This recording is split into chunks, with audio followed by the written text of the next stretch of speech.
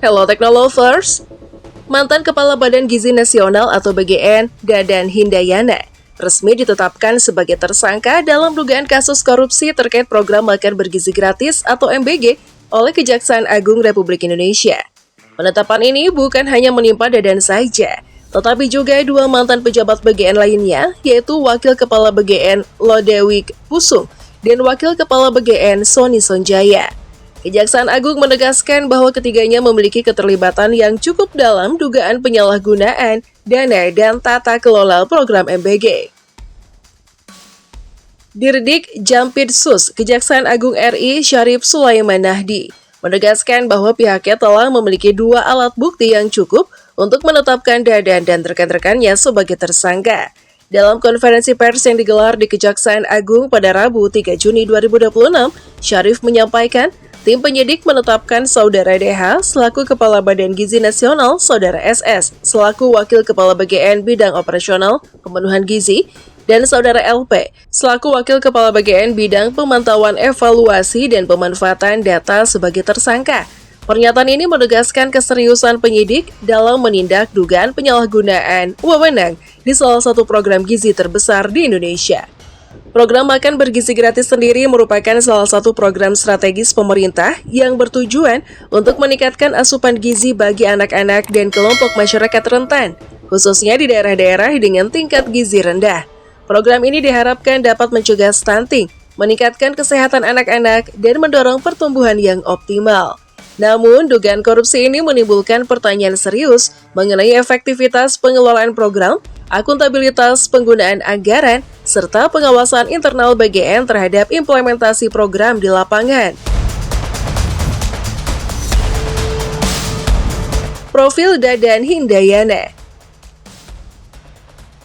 Dadan Hindayana merupakan sosok akademisi dan birokrat yang memiliki latar belakang pendidikan dan pengalaman yang luas.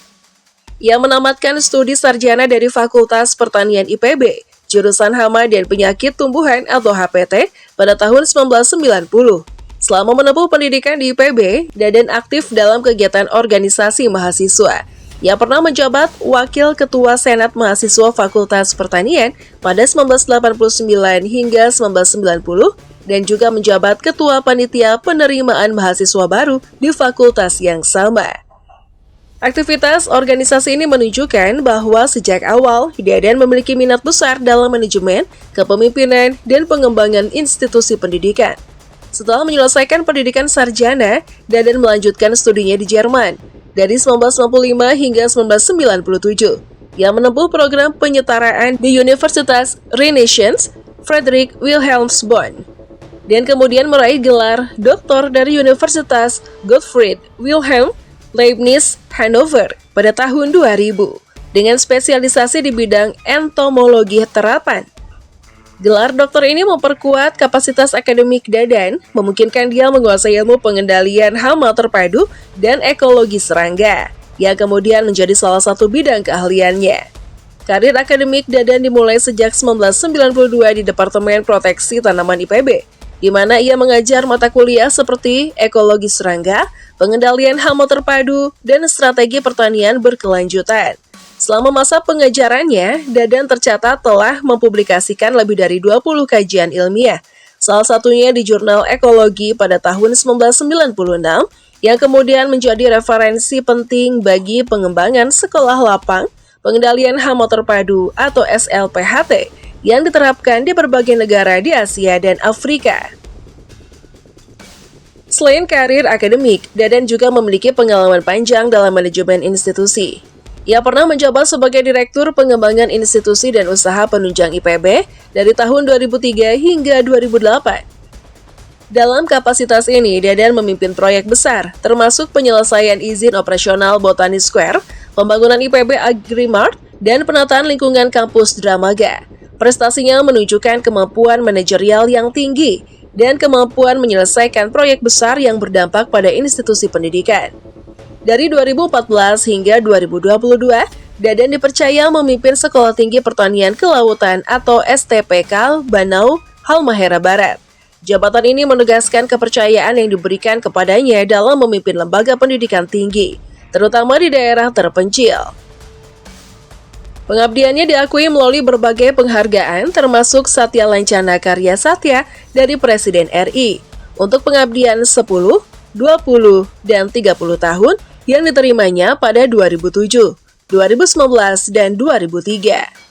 Dadan juga memperoleh gelar warga kehormatan dari Kabupaten Halmahera Barat dan dari Pondok Pesantren Sunan Derajat Lamongan.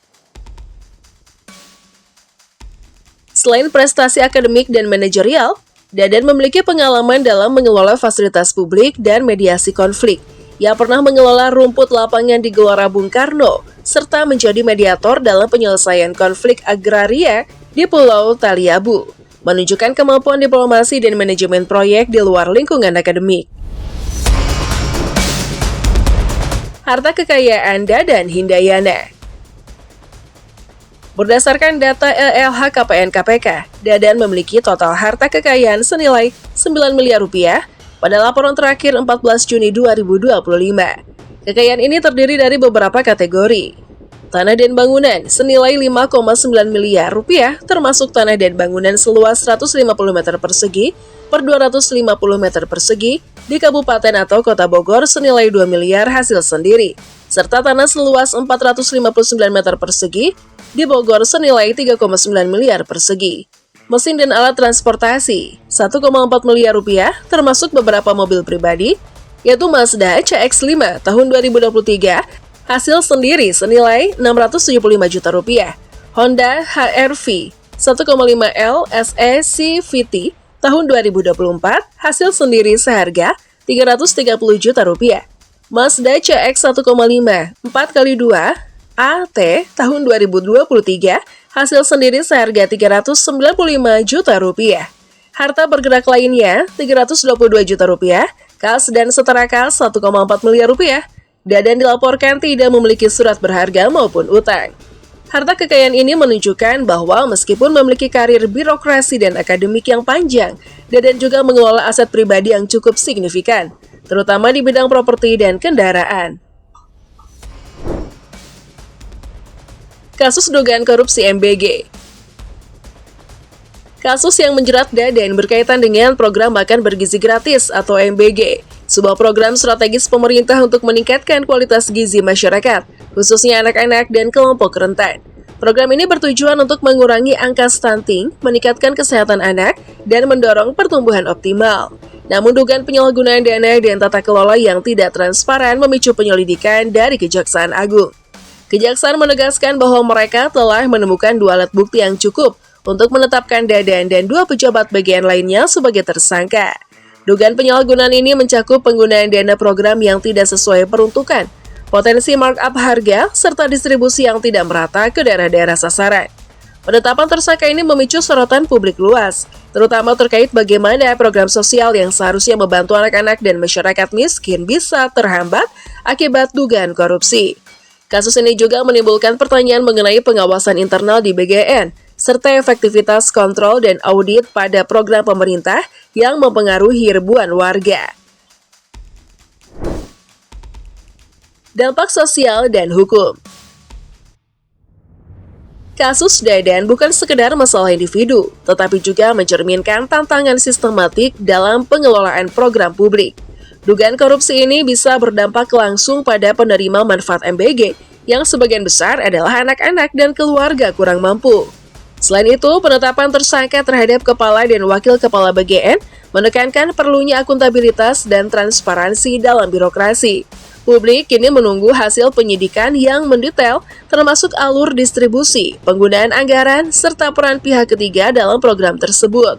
Proses hukum ini diharapkan menjadi pelajaran penting bagi lembaga pemerintah lain untuk memperkuat pengawasan, mencegah penyimpangan, dan memastikan program sosial benar-benar mencapai sasaran yang tepat. Dadan Hindayana adalah sosok yang memiliki kombinasi antara prestasi akademik, pengalaman manajerial, dan pengakuan nasional. Dari akademik hingga administrasi publik, ia telah menorehkan berbagai capaian yang diakui secara luas. Namun, kasus dugaan korupsi ini menempatkan Dadan dalam sorotan hukum yang serius. Kasus MBG menegaskan pentingnya integritas dalam pengelolaan program publik. Kompetensi yang profesional saja tidak cukup. Transparansi, akuntabilitas, dan pengawasan yang kuat menjadi syarat mutlak agar program sosial tidak menjadi sarana penyalahgunaan dana. Publik ini menantikan proses hukum yang jelas, transparan, dan adil. Bagaimana Kejaksaan Agung membongkar fakta di balik dugaan korupsi ini akan menjadi acuan penting bagi pengelolaan program publik di masa depan, khususnya yang menyentuh kehidupan masyarakat luas.